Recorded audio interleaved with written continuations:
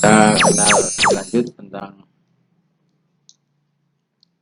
strategi sistem produksi yang kita awali dengan pengertian bisnis itu apa.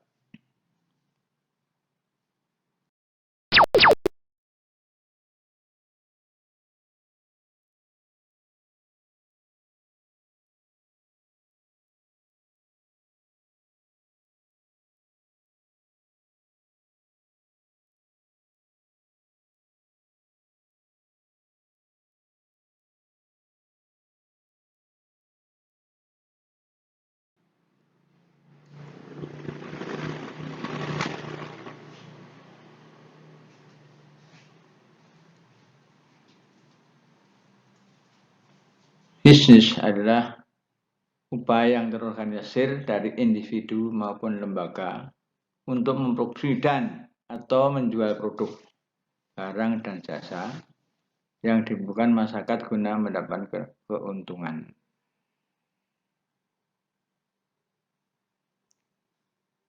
Jadi pebisnis mesti berusaha untuk mencari untung.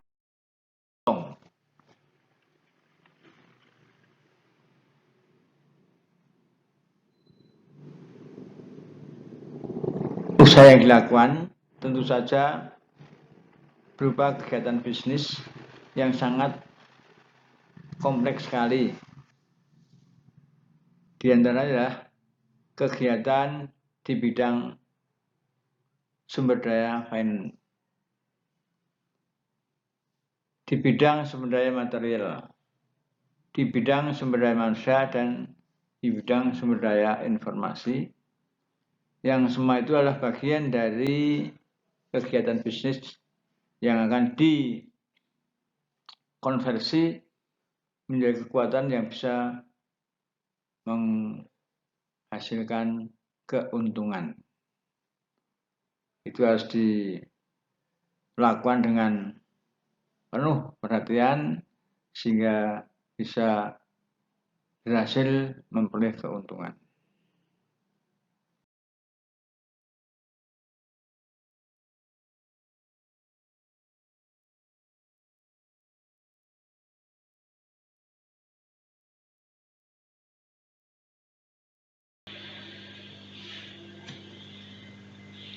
Dia lihat lebih jauh fungsi operasi. Fungsi operasi melakukan kegiatan berupa melaksanakan konversi dari material, sumber daya manusia atau karyawan, dan peralatan sehingga menghasilkan barang dan jasa yang mana barang dan jasa tadi akan kita tawarkan pada konsumen.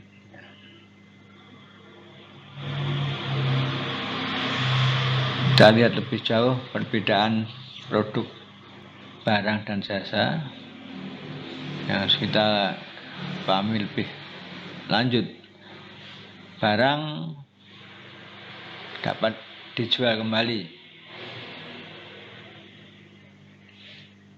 dan jasa tidak dapat dijual kembali.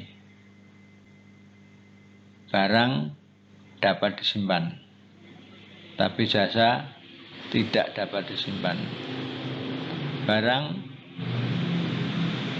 mempunyai ukuran kualitas yang mudah diukur, sementara jasa tidak mempunyai kualitas susah diukur. Barang mempunyai produk dan penjualan terpisah. Ada jasa, produk, dan penjualannya menyatu. Ini beberapa perbedaan yang bisa dilihat. Barang bisa dikirim, tapi jasa hanya bisa disediakan. Barang bisa ditambah atas penting untuk biaya, tapi jasa tempat fasilitas penting untuk kontak pelanggan. Ada barang otomatis mudah dilakukan, tapi pada jasa otomatisasi sulit dijalankan. Barang adalah produk yang berwujud, tapi jasa adalah produk yang tidak berwujud. Jadi, beberapa pengertian dapat kita lebih lanjut pelajari.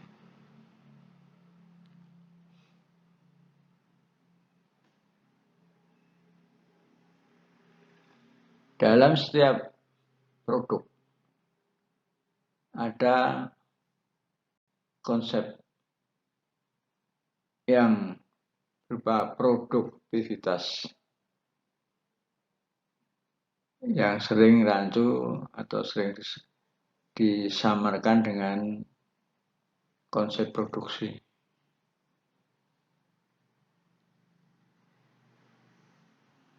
Sementara produktivitas itu sendiri adalah ukuran sesuatu yang dapat dicapai. Jadi ukuran sesuatu, apakah itu barang, ya, apa itu benda yang lain yang dapat dicapai.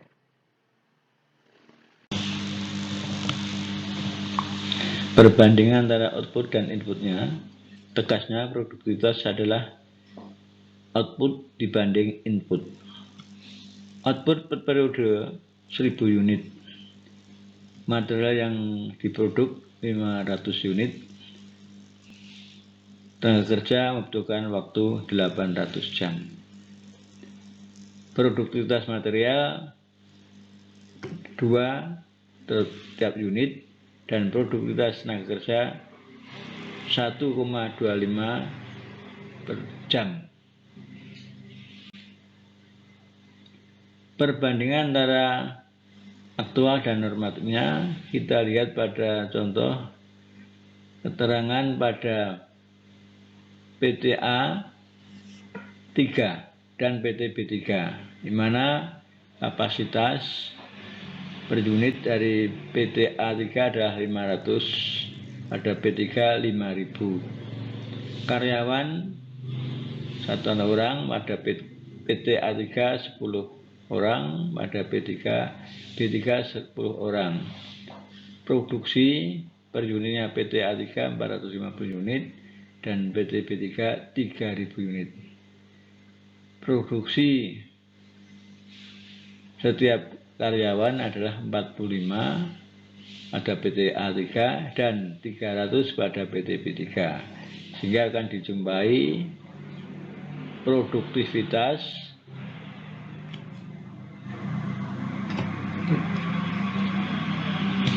90% untuk PTA 3 dan 60% untuk PTB 3.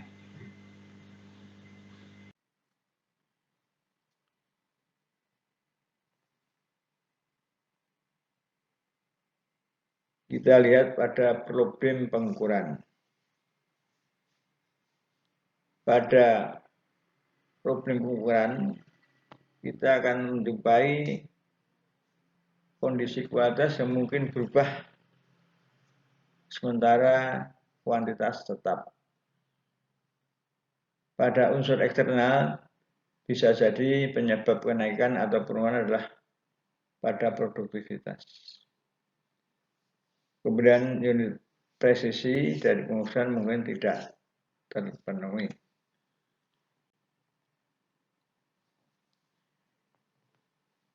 Sisi lain yang perlu saudara ketahui bahwa variabel produktivitas itu bagian-bagian penting yang bisa menyumbang peran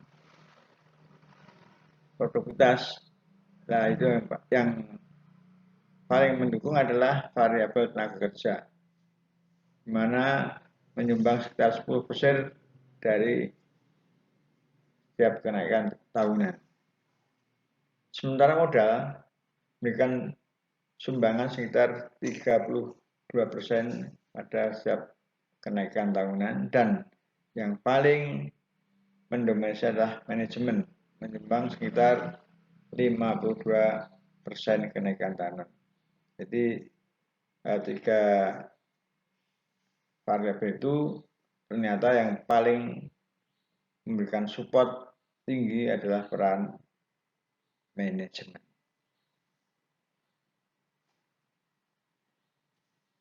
Mungkin ditanyakan sisa lainnya apa? Itu adalah sisa challenge karena fasilitas-fasilitas yang menunjang dalam proses produksi.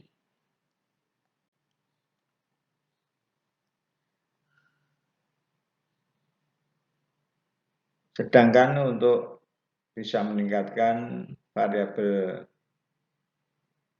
kunci peningkatan produksi tenaga kerja adalah yang pertama adalah pendidikan yang cukup. Jadi pendidikan ini punya peran yang penting hingga saat itu sudah pendidikan lanjut adalah bagian yang menunjang untuk peningkatan produktivitas sumber daya manusia atau tenaga kerja. Yang kedua, prasarana sosial yang cukup. Ketiga, peningkatan kemampuan atau skill terkait dengan perubahan teknologi.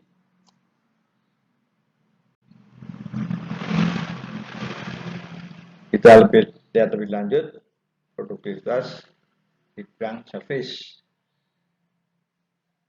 Biasanya padat pada tenaga kerja. Sering diproses secara individual. Kadang diperlukan profesional untuk melaksanakannya. Kadang sulit dimekanisasi dan evaluasi tidak mudah.